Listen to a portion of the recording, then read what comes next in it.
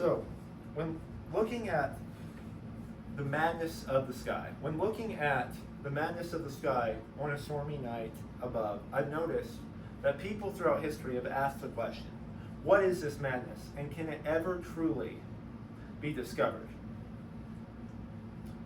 This beautiful madness has always attracted me from a young age, but I will dive into that further later. But it's mostly a passion to me because to understand weather, which is the essence of meteorology, is to be able to predict it, predict future events.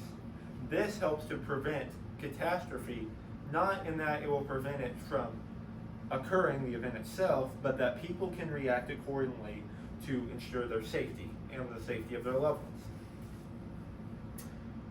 One way this was invigorated for me, the interest again, was when I took a type focus test, which measures your aptitude. It measures your skills, but also your interest, and then suggests a career.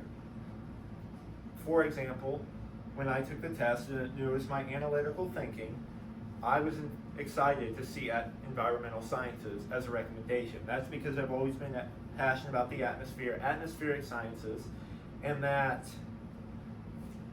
I have always been interested in the jet stream and the destructive power of tornadoes. Seeing the beauty even in something that is catastrophic. It's also opportunistic for me because my dad is a storm tracker.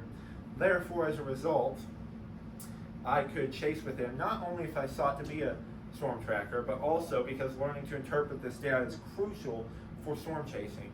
Along with this, I could ask him questions more nuanced than a search engine can provide. So what is meteorology?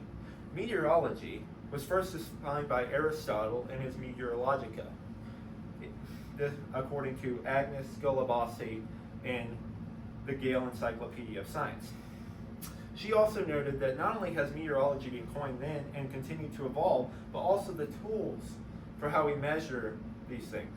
In the 1950s, for example, the first radars were used to measure weather phenomenon. Along with this, in the 1960s, the first meteorological satellite was put into the atmosphere.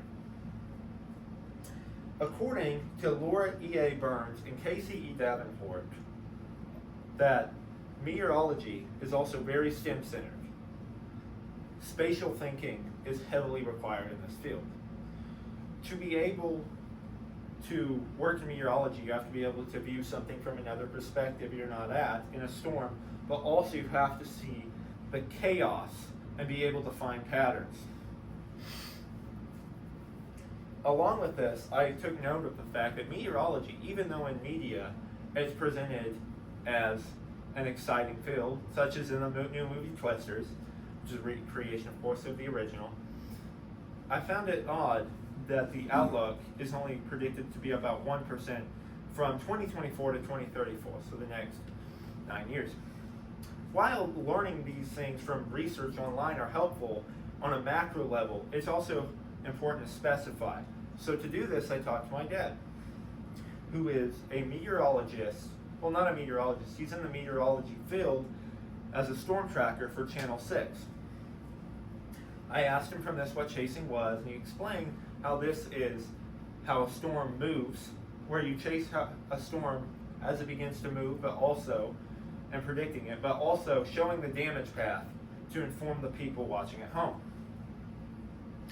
Along with this, I learned that the importance of this job is being a lifelong learner. You have to be curious, and you also have to be able to be flexible in what you learn, adapting to new information over time. Overall, this helps summarize what meteorology is.